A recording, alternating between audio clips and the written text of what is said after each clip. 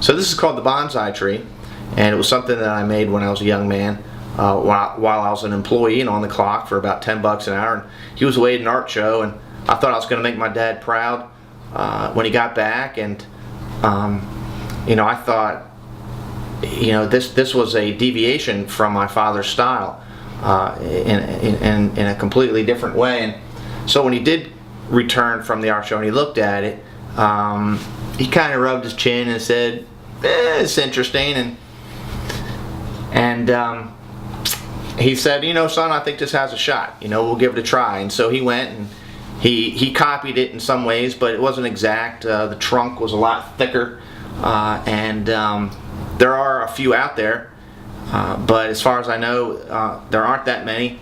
And this particular bonsai tree that I made with my own hands, it is one of a kind, and it's the only one like it.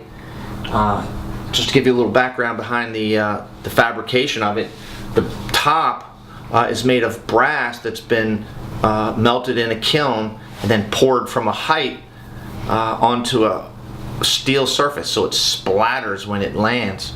And when you take the splattered brass and you put it together, you can create these interesting shapes. And then the branches and the trunk are made of thin gauge steel with brass melted onto it and built up to create texture. And then it's darkened with special chemicals and polished to create that effect.